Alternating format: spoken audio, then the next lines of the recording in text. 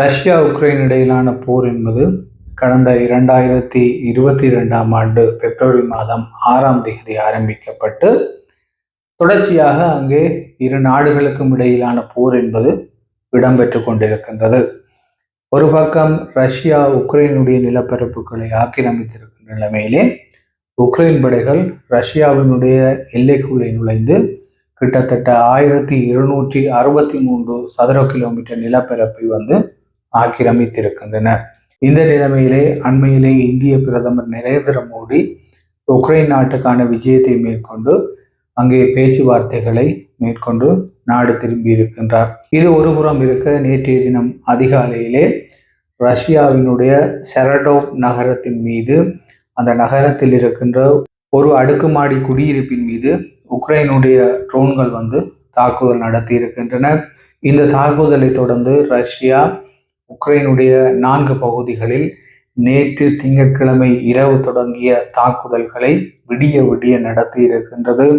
இதனாலே உக்ரைனுடைய பல பகுதிகள் சேதமடைந்துள்ளதோடு உக்ரைன் முற்றாக முடங்கி இருக்கின்றது. கிட்டத்தட்ட 194 இடங்களுக்கு மேலே மின்சாரம் தடைப்பட்டுள்ளதோடு பல நூற்றுக்கணக்கான பகுதிகளிலே நீர் விநியோகமும் தடைப்பட்டிருக்கின்றது.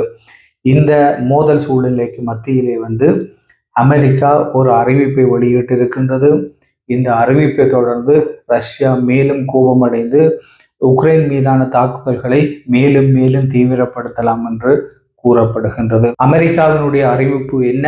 அந்த அறிவிப்பிற்கு பின்னால் ரஷ்யா எவ்வாறான தாக்குதல்களை மேற்கொள்ள போகின்றது போன்ற சில முக்கியமான விடயங்களை இந்த பதிவிலே பார்க்க இருக்கின்றோம். நீங்கள் பார்த்து கொண்டிருப்பது ஜேசட் தமிழ் A to Z. தொடர்ந்து முழுமையான வீடியோ பதிவுக்குள்ளே போவோம். நான் முன்னரே குறிப்பிட்டது போன்று ரஷ்யாவுக்கும் உக்ரைனுக்கும் இடையிலான மோதல் என்பது கடந்த 2022ஆம் ஆண்டு பிப்ரவரி மாதம் 6ஆம் தேதி ஆரம்பிக்கப்பட்டு இன்றளவும் தொடர்ச்சியாக நீடித்துக் கொண்டிருக்கின்றது. இந்த நிலைமையிலே நேற்றைய தினம், அதாவது திங்கட்கிழமை அதிகாலையிலே ரஷ்யாவினுடைய செரடோவ் நகரத்தின் மீது உக்ரைனுடைய ட்ரோன்கள் தாக்குதல் நடத்தி இருக்கின்றன. கிட்டத்தட்ட 32 ட்ரோன்கள் வரை தங்களுடைய எல்லைக்குள் நுழைந்ததாகவும் அவற்றில் பெரும்பாலானவற்றை 90% தாங்கள் அழித்து விட்டதாக ரஷ்யாவினுடைய பாதுகாப்பு தரப்பு கூறியிருக்கின்றது. அதேவேளை இந்த செரடோவ் நகரத்தில் இருக்கின்ற ஒரு அடுக்குமாடி குடியிருப்பின் மீது ஒரு ஏவுகணை தாக்கி இருக்கின்றது. அதனாலே 3 வீடுகள் சேதமடைந்திருப்பதாக ரஷ்ய தரப்பு தகவல்கள் தெரிவிக்கின்றன. இந்த தாக்குதலை தொடர்ந்து நேற்று திங்கட்கிழமை இரவு ஆரம்பித்த ரஷ்யாவினுடைய தாக்குதல் என்பது உக்ரைனுடைய வடக்கு, கிழக்கு மற்றும் மேற்கு பகுதிகளிலும் மத்திய பகுதியிலும் தாக்குதல் மிக தீவிரமாக நடத்தப்பட்டிருக்கின்றது. சுமார் 200க்கும் மேற்பட்ட ஏவுகணைகள் மற்றும் ட்ரோன்கள் மூலம் இந்த தாக்குதல் நடத்தப்பட்டிருக்கின்றது. இதனாலே ஏற்பட்ட உயிரிழப்புகள் போன்ற விவரங்கள் இதுவரை வெளியாகாத நிலைமையிலே மிக பெருமளவான மக்கள் கொல்லப்பட்டிருப்பதாக உக்ரைன் தரப்பிலே கூறப்படுகின்றது. அதே போல் மிக பெருமளவு பொதுமக்கள் இந்த தாக்குதல்களிலே காயமடைந்திருப்பதாகவும் கூறப்படுகின்றது.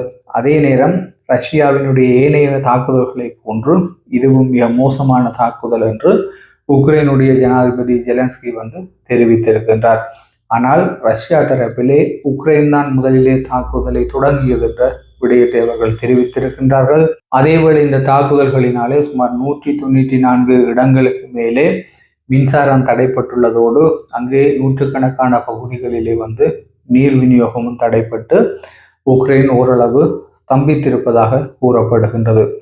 இந்த நிலவரங்கள் ஒரு புறம் இருக்க, இந்த தாக்குதல் தொடர்பிலே அமெரிக்கா ஒரு அறிவிப்பை வெளியிட்டிருக்கின்றது. முதலாவது விடயம், அமெரிக்கா இந்த தாக்குதலை மிக வன்மையாக கண்டித்திருப்பதோடு உக்ரைனிற்கு நாங்கள் வான் பாதுகாப்பு உபகரணங்களை வழங்க வேண்டிய கட்டாயம் எழுந்திருப்பதாக கூறியிருக்கின்றது. அதே சமயம் அதேவேளை உக்ரைனுடைய மின் விநியோக கட்டமைப்புகளை இலக்கு வைத்து ரஷ்யாவினுடைய தாக்குதல் என்பது அமைந்திருக்கக்கூடிய சூழலிலே முற்றாக அந்த நாட்டிலே மின் விநியோகம் பெருமளவு ஸ்தம்பித்திருக்கின்ற ஒரு சூழலிலே மின் விநியோகத்தை மீள கட்டமைப்பதற்கான உதவிகளை அமெரிக்கா வழங்கப் போவதாக அவர் தெரிவித்திருக்கின்றார். இந்த விடயம் பெருமளவு பாதிப்பை ஏற்படுத்தாத போதும் உக்ரைனுக்கு நாங்கள் வான் பாதுகாப்பு உபகரணங்களை வழங்கப் போகின்றோம் என்ற விடயம் ஆத்திரமூட்டுகின்ற ஒரு விடயமாக அமையும் என்றும், இதனாலே உக்ரைன் மீதான தாக்குதல்களை நிச்சயமாக ரஷ்யா மேலும் வலுப்படுத்த போகின்றது என்ற விடயமும் வெளியாகி இருக்கின்றது. இந்த நிலைமையிலே